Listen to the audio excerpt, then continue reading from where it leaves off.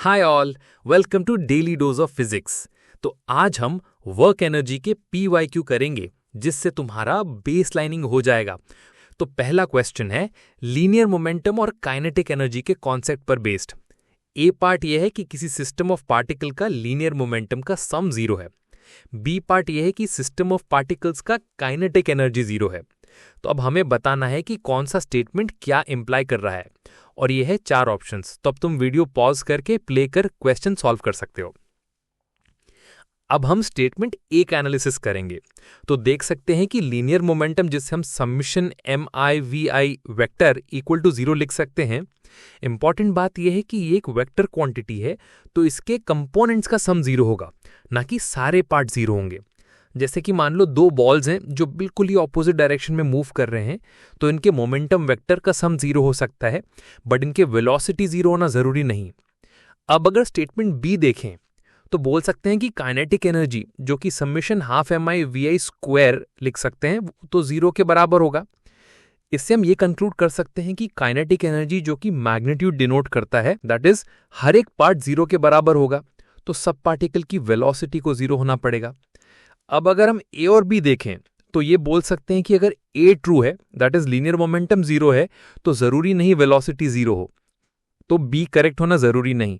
But अगर be true है, that is kinetic energy 0 है, तो हर एक पार्टिकल की वेलोसिटी 0 होगी, मतलब लीनियर मोमेंटम भी 0 होगा। इसलिए ऑप्शन सी ही सही आंसर होगा। नेक्स्ट क्वेश्चन है, स्प्रिंग की स्ट्रेचिंग में कितना एनर्जी स्टोर होता है। क्वेश्चन में एक वायर है जो पहले तो नेचुरल लेंथ पर है। अब उसमें एक 200 न्यूटन का वेट अटैच कर दिया है, जिससे वायर 1 mm स्ट्रेच हो जाता है। अब हमें यह बताना है कि कितनी एनर्जी स्टोर्ड हुई वायर में। अब इसे डायग्रामेटिकली कुछ ऐसे समझो कि नेचुरल लेंथ ब्लू कलर से डिनोटेड है। अब उसे एक ब्लॉक जिसका वेट 200 न्यूटन है, उसे अटैच कर दिया, जिससे लेंथ स्ट्रेच होकर 1 mm एक्सटेंड हो जाएगी, तो 1 mm। अब सॉल्यूशन में फर्स्ट स्टेप में k की वैल्यू निकालनी है। अब F is equal to k into change in length होगा। अब सबको SI यूनिट में कन्वर्ट करेंगे तो k की वैल्यू 200 अपॉन 0.001 होगी, that is k is equal to 2 into 10 to the power 5। अच्छा, एनर्जी का फॉर्मूला हाफ kx स्क्वायर होगा, तो एनर्जी स्टोर्ड होगा 0.1 जूल। आंसर ऑप्शन बी होगा, जो कि 0.1 जूल है। अब थर्ड क्वेश्चन ये है कि स्प्रिंग का spring constant 5 into 10 to the power 3 newton per metre है। अब इस स्प्रिंग को 5 सेंटीमीटर स्ट्रेच करा है फ्रॉम इट्स नेचुरल लेंथ। अब हमें यह बताना है कि फाइनली इस स्प्रिंग को 5 सेंटीमीटर और स्ट्रेच करेंगे तो हमें कितना वर्क करना पड़ेगा। हमें स्प्रिंग को विजुअलाइज करने की कोशिश करते हैं। इनिशियली कुछ भी स्ट्रेचिंग नहीं है, फिर स्प्रिंग को 5 सेंटीमीटर स्ट्रेच कर दिया है कुछ इस तरह से। तो हमें यह बताना है कि फाइनली जब हम और 5 सेंटीमीटर स्ट्रेच करेंगे कुछ इस तरह से, तो कितना वर्क डन होगा फ्रॉम स्टेट 2 टू स्टेट 3। तो अब इसका सोल्यूशन, हमारा स्प्रिंग कांस्टेंट की वैल्यू 10 टू द पावर 3 होगा। इनिशियली स्ट्रेच 5 सेंटीमीटर यानी लेट्स से 0.05 मीटर। अब एडिशनल स्ट्रेच 5 सेंटीमीटर है। फाइनल स्ट्रेच 10 सेंटीमीटर यानी 0.1 मीटर। स्टैंडर्ड अप्रोच ये होगा कि work done change in potential energy होगा। Potential energy at middle state में half k into x1 square, तो वैल्यू फॉर्मूला में पुट करेंगे तो आंसर फाइनली 6.25 जूल होगा। फाइनल स्टेट में उसी तरह हम फॉर्मूला में वैल्यू पुट कर सकते हैं, जिसमें x2 की वैल्यू 0.1 मीटर होगा, जिसे फाइनल आंसर 25 जूल होगा। वर्क डन फिर हम दोनों स्टेट की पोटेंशियल एनर्जी के डिफरेंस से निकाल सकते हैं, जो कि 25 माइनस 6.25 होगी। आंसर ऑप्शन बी 18.75 को हम मार्क कर देंगे। फोर्थ क्वेश्चन में ये पूछा है कि अगर एक बॉडी को कांस्टेंट पावर डिलीवर हो रहा है तो डिस्टेंस किसके प्रोपोर्शनल होगा। तो power basically force dot velocity होता है। अब हम इसे सिंप्लीफाई करने के लिए कुछ इस तरह सब्स्टिट्यूट करेंगे, जिससे पावर mb इंटू dv/dt आ जाएगा। अब dt को लेफ्ट साइड ले जाकर इंटीग्रेट कर देंगे, जिससे वेलोसिटी टाइम के टर्म में मिल जाएगी। अच्छा, अब हमें x चाहिए टाइम्स के टर्म्स में, तो dv को dx/dt लिखकर फिर से इंटीग्रेट कर देंगे, जिससे फाइनली ये कन्वर्ट होकर time raise to the power 3/2 के प्रोपोर्शनल आ जाएगा। तो इसका कर्व कुछ इस तरह बनेगा, देख सकते हो। फिफ्थ क्वेश्चन में दिया हुआ है कि एक पार्टिकल स्ट्रेट लाइन में रिटार्डेशन कर रहा है with acceleration proportional to x। तो अब पूछा है कि काइनेटिक एनर्जी किसके प्रोपोर्शनल होगा। तो अब हम एक्सेलरेशन को -k टाइम्स x लिख सकते हैं। एक्सेलरेशन को हम चेन रूल से dv/dx से रिप्रेजेंट कर सकते हैं। अब dx को दूसरी साइड लेकर हम इंटीग्रेट कर सकते हैं।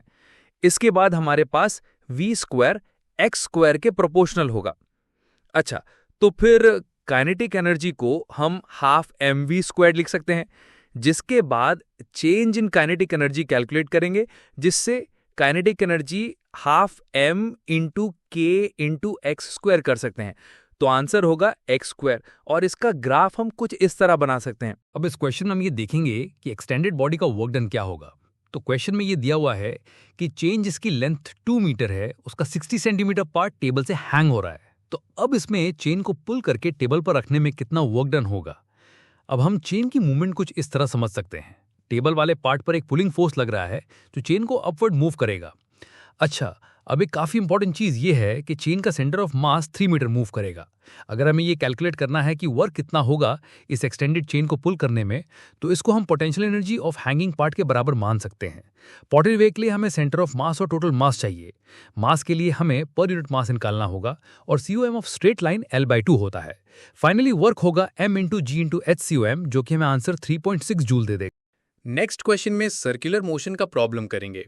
प्रॉब्लम में ये दिया हुआ है कि फोर्स जो कि परपेंडिकुलर है वेलोसिटी वेक्टर के, और फोर्स का मैग्नीट्यूड कांस्टेंट है। तो अब हमें ये बताना है कि इन 4 ऑप्शंस में से कौन सा ऑप्शन करेक्ट होगा।